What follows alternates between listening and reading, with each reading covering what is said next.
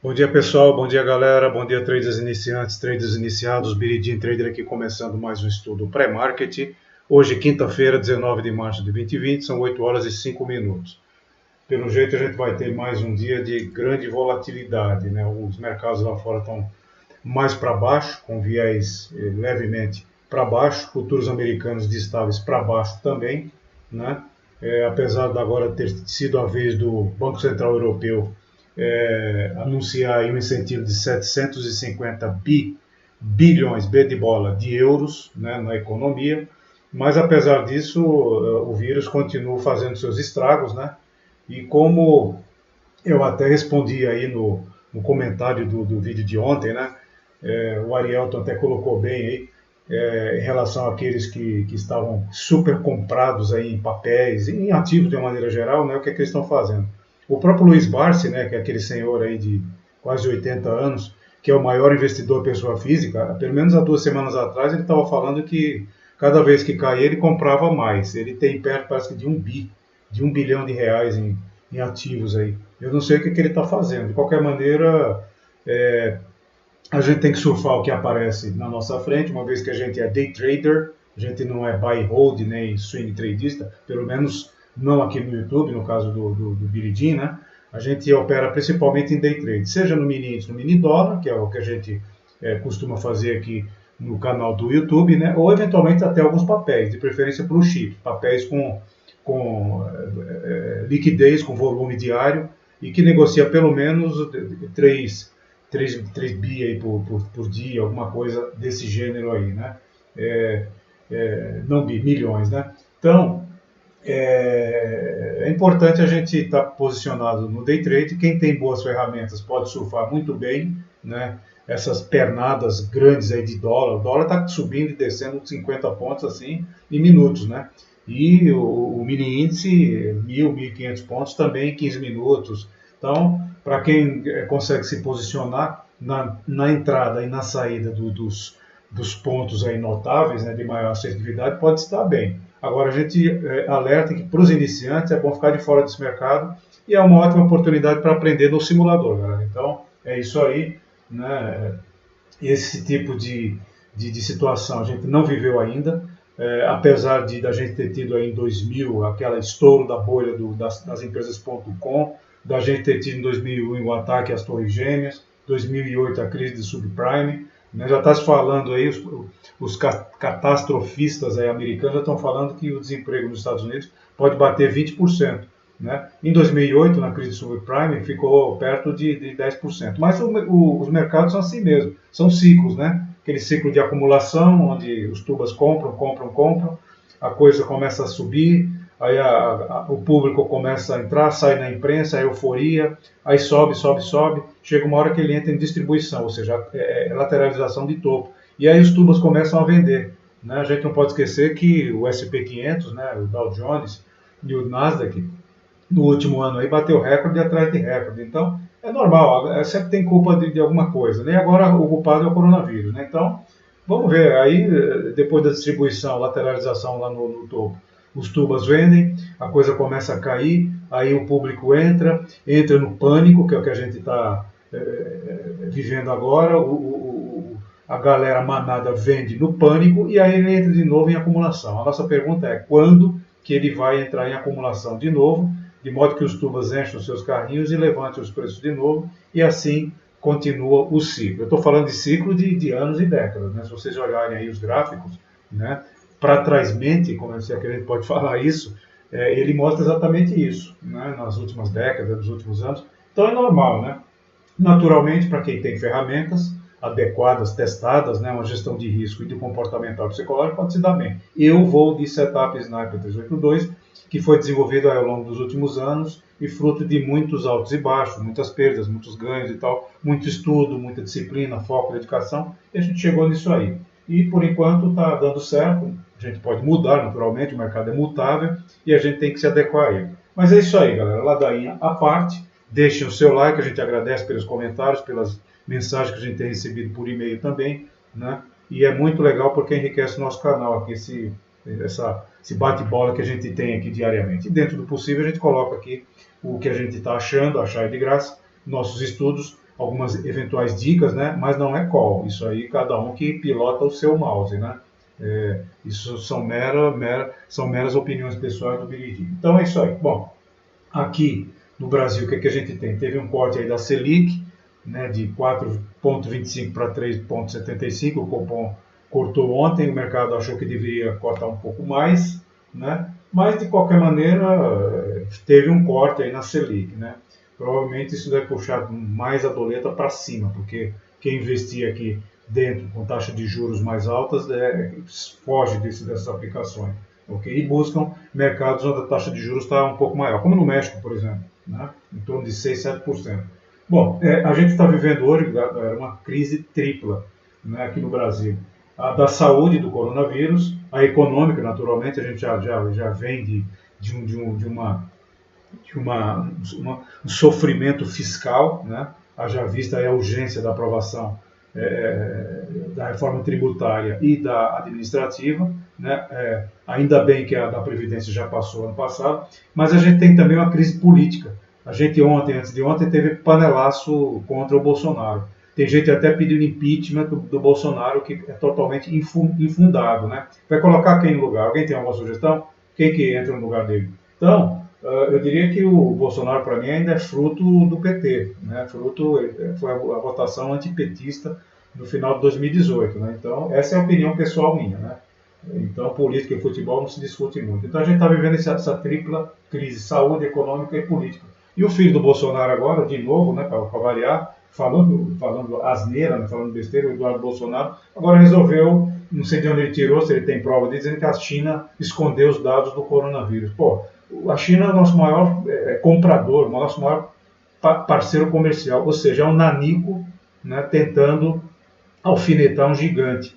Quer dizer, é coisa de totalmente despreparo, é um nível baixíssimo, né, molecagem, né, pura. Né? Molecagem pura. Aliás, a família Bolsonaro devia dar um cala-boca nesses filhos dele. Cada vez que eles vêm, eles não falam nada. Eu não vi ainda ninguém falar nada que sirva, que vá melhorar a situação do país. Então, é a crise tripla: saúde, econômica, e a família Bolsonaro não para de falar besteira. Né? A Itália está na situação que está, morreram praticamente 500 de antes de ontem para ontem, eu nem atualizei hoje, em função desse tipo de comportamento, subestimando, né, a crise do coronavírus. O resultado está aí, ó, né? Ainda bem que ontem teve uma reunião, todo mundo com máscara, etc., e parece que caiu a ficha. O Mandetta, que é o ministro da Saúde, ele parece ser um cara bem centrado, né? Os ministros são bons, né? O próprio Paulo Guedes, o Moro, né? Que ninguém, apesar de não ter tarimba política, mas o ministro é bom. Mas agora o presidente precisam dar um puxão de orelha nele, né?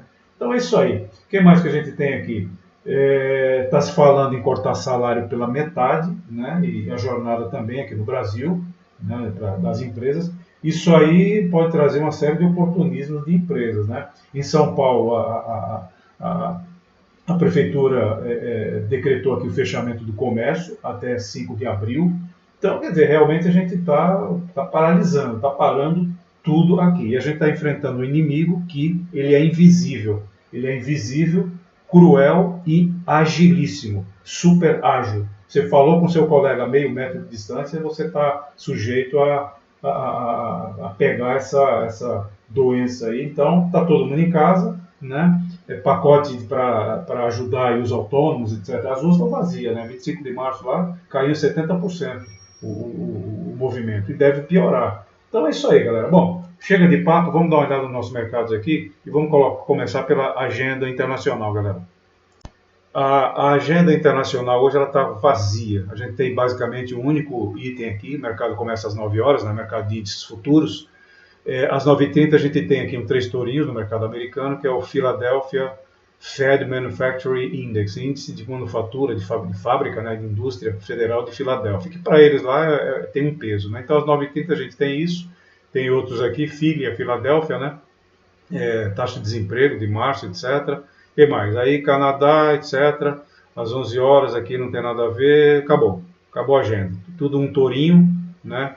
Nem 2 tourinhos a gente tem mais, a gente só tem 2 tourinhos às 9 horas, que é superado pelos 3 tourinhos das 9h30, perdão, que também é superado por esses 3 tourinhos aqui das 9h30, que é o Philadelphia Federal Manufacturing Index, ok? Então, agenda vazia. Eu diria que esses itens da agenda estão até relegados a segundo plano, a terceiro, quarto, quinto plano, né? Porque o que está rolando é o que sai na mídia aí, né? Ah, saiu na Itália que morreram mais tantos aqui no Brasil, etc, etc. Então, a gente tem um fenômeno aí que poucos sabem, mas nessas crises que houveram aí em anos passados, por deficiência de leito, em relação ao número de infectados e que precisam de leitos de UTI, de CTI, né, de centro de tratamento intensivo, os velhos eles foram relegados a segundo plano, né, os idosos, né? Vamos atender primeiro aos jovens, aos velhos. Então, a gente tem um déficit aqui de UTI no Brasil. Esperemos que a coisa não se agrave tanto e que a gente reverta logo essa síndrome desse coronavírus, que é o Covid-19. Eu acredito que seja o Coronavirus Disease, né, que em inglês é a doença do coronavírus de 2019.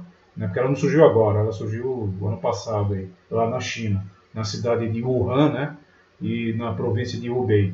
Bom, é isso aí. Então, a agenda é essa. Vamos dar uma olhada nos mercados lá fora, como é que estão, mercados internacionais. Ontem, com o anúncio do Banco Central Europeu aí de despejar 750 bilhões, B de bola, bilhões de euros, né, na economia, futuros americanos até que ensaiou um positivar, mas agora, olha, ele está negativo.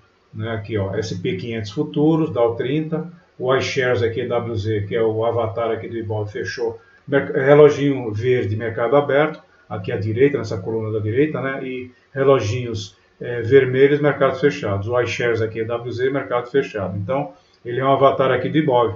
O Ibov fechou em menos 10%, ele mesmo que não sejam em números absolutos iguais, mas eles zanzam para cima ou para baixo. Raramente o IWZ fecha positivo e o Ibov negativo.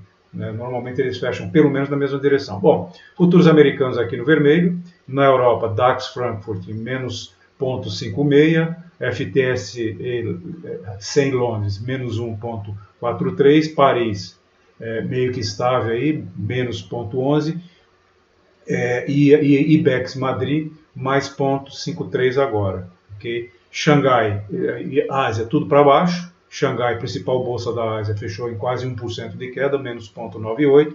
Nikkei 1%, aí 1,4%. Japão, KOSPI, Coreia do Sul, acima de 8%, a queda lá, a queda foi drástica, né? A Europa fechou em menos, a Austrália, perdão, a SP500, a SX200 fechou em menos 3,44 e Hong Kong menos 2,6.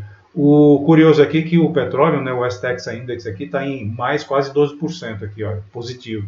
E o Brent, o londrino, em mais 5,59.